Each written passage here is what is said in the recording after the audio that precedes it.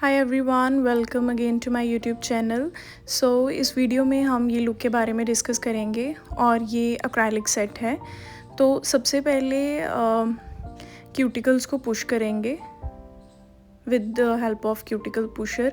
अच्छे से क्यूटिकल की लाइन जो है उसको ओपन करेंगे।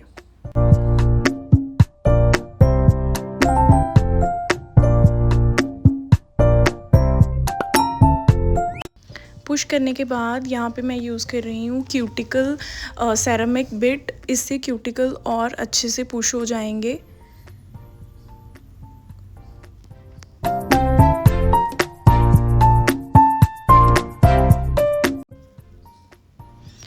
नेक्स्ट स्टेप है क्यूटिकल्स को कट करना। तो जो भी क्यूटिकल डेड स्किन है उसको कट करेंगे और यहाँ पे मैं यूज़ कर रही हूँ round cuticle bit.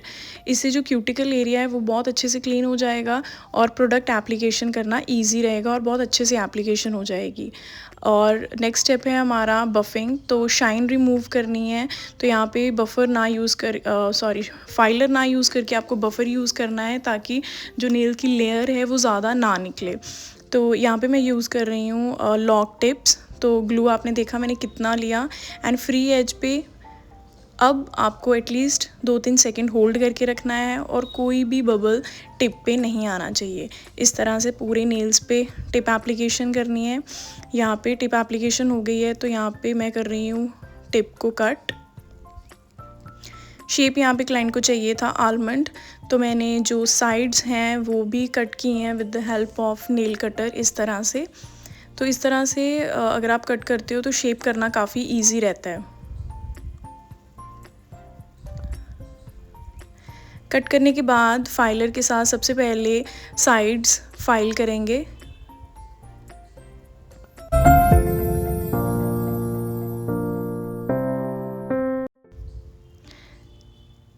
Side file करने के बाद कॉर्नर्स देखो इस तरह से ब्लेंड करने हैं। सिर्फ कॉर्नर ब्लेंड करने के बाद स्माइल लाइन ब्लेंड करना है। तो यहाँ पे जो फाइलर है मेरा 45 डिग्री पे है, पूरा टिप पे फाइलर नहीं चल रहा, सिर्फ स्माइल लाइन के ऊपर ही फाइलर जो है वो चल रहा है। तो इस तरह से पूरा शेप करेंगे। तो यहाँ पे ऑलमोस्ट 80% शेप मैं करती हूँ और उसके बाद जब हम प्रोडक्ट कर लेते हैं फिर से शेप करनी पड़ती है। तो यहाँ पे सिर्फ 80% शेप करते हैं।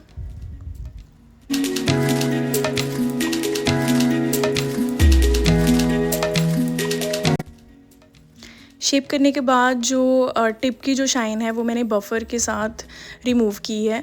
अगर आप फाइलर टिप पे चला दोगे तो उसका जो स्ट्रेंथ है वो कम हो जाती है, तो यहाँ पे आप बफर यूज़ करो। तो इसके बाद आता है मेन पार्ट। यहाँ पे मैंने डीहाइड्रेटर और प्राइमर रिकॉर्ड करना मैं भूल गई, तो प्राइमर डीहाइड्रेटर भी लगाना है। तो मोनोमर में जब मैंने ब्रश डिप किया तो जब बीट लेनी है तो एक साइड पे आपका बीट आना चाहिए। अब देखो मैंने बीट रखा और बिल्कुल भी ये फैला नहीं, यानी कि जो आपकी रेशियो है वो भी बिल्कुल सही होनी चाहिए। और पहले मैंने पीछे से उसको पूरा नेल के साथ चिपका दिया है और बहुत ही धीरे धीरे फ्रंट फ्री एज तक मैं अपना जो प्रोडक्ट है वो ले आई हूँ।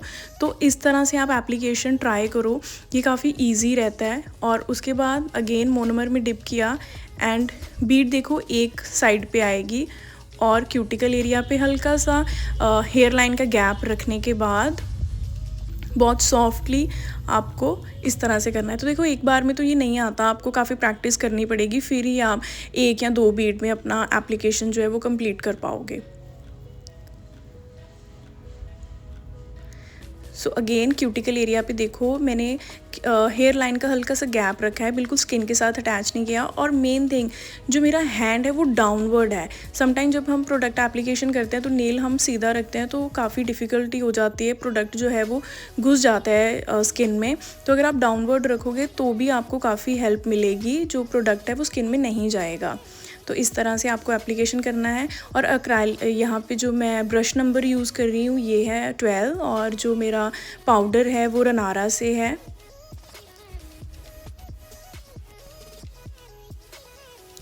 यहाँ पे देखो सिर्फ मैंने एक्रेलिक का एप्लीकेशन किया है, बफिंग की नीड बहुत ही कम है। अगर आपका एप्लीकेशन नहीं सही होगा तो आपको बफ बहुत करना पड़ेगा प्रोडक्ट।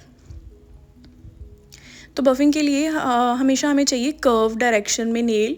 तो मैं पहले साइड्स बफ़ कर रही हूँ, साइड से हम नेल को ऊपर की तरफ ले आएंगे एंड देन बफ़ करना है। सम टाइम बच्चा क्या करता है, जब भी हम एप्लीकेशन करते हैं तो डायरेक्टली मिड में से शुरू कर देते हैं, जिससे क्या होता है जो एपेक्स जो हमने बनाया होता है वो सारा ख़राब हो जाता है। इस तरह से आप अगर बफिंग करोगे तो आपका जो लुक है वो अच्छा दिखेगा। पहले साइड्स वाले कर्व्स बफ़ कर लो और देन सेंटर में, और प्रेशर बहुत लाइट रहता है और बस एक स्पीड आपको दिख रही है, लेकिन जो प्रेशर है बहुत लाइट ही है। तो इस तरह से आप बफिंग करेंगे पूरे नेल्स पे।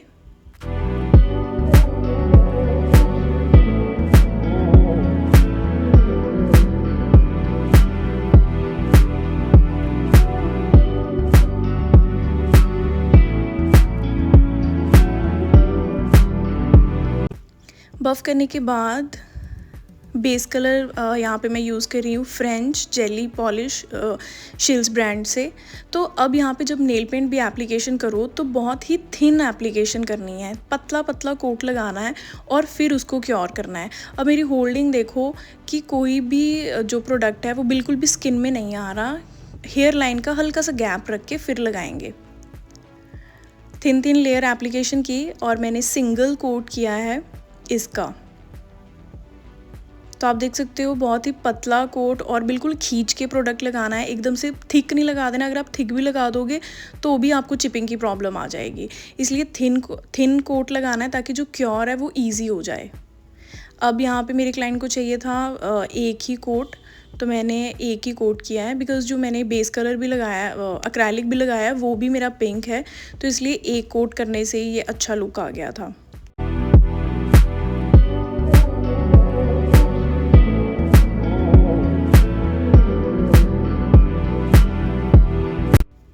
तो यहाँ पे मैं 2 फिंगर्स पे करने वाली हूँ ओम्ब्रे, पिंकी फिंगर पे और थंब पे।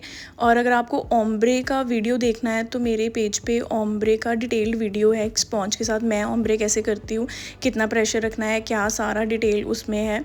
तो यहाँ पे हल्के हल्के हैंड्स के साथ मैंने स्पॉन्ज किया और जो एक्स्ट्रा प्रोडक्ट रह जाता है ऊपर की तरफ तो उसको स्पॉन्ज से ही निकाल दिया जाता है। तो देखो पहले हमने स्पॉन्ज किया इस तरह से। अब एक लाइन क्रिएट हो गई यहाँ पे वाइट और पिंक की प्रॉपर। तो जहाँ पे प्रोडक्ट नहीं है स्पॉन्ज उसके ऊपर लगाया, और जो अब जेल पेंट है वो स्पॉन्ज के ऊपर आ जाएगा तो वहाँ से कलर लाइट हो जाएगा। तो ये वे मैं फॉलो करती हूँ ओम्ब्रे करने के लिए। अगर आप भी ऐसे ट्राई करोगे तो आई होप कि ये आपके लिए भी बेनिफिशियल रहेगा। तो मैंने 2 कोट किए। इंडेक्स फिंगर पे मैंने सिर्फ एक लाइन ड्रॉ की है।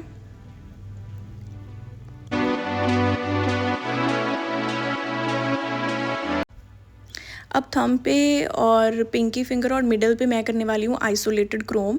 तो सबसे पहले बेस को हम करेंगे mat.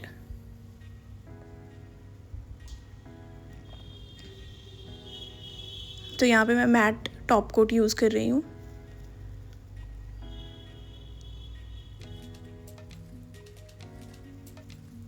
Mat top coat use करने के बाद यहाँ पहले आपको एसीटोन से क्लीन करना है और उसके बाद आपको स्टोन ग्लू या 3D जेल के साथ इस तरह से लाइंस जो हैं वो ड्रॉ करनी है। अगर आप एसीटोन से क्लीन नहीं करोगे आफ्टर क्योर तो इस तरह से क्रोम जो है वो नहीं आता है, थोड़ा मतलब नेल के जो नेल के ऊपर भी आ जाता है तो और जेल के ऊपर भी आ जाएगा।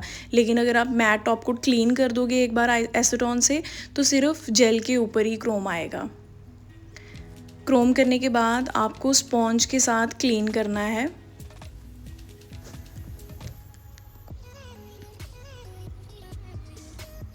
ये अच्छे से क्लीन हो जाता है और जो डिफाइनिंग है वो अच्छे से निकल के आती है। अब हम करेंगे यहाँ पे 3D आर्ट। तो 3D आर्ट के लिए मैं यूज़ कर रही हूँ carving jail from shills brand.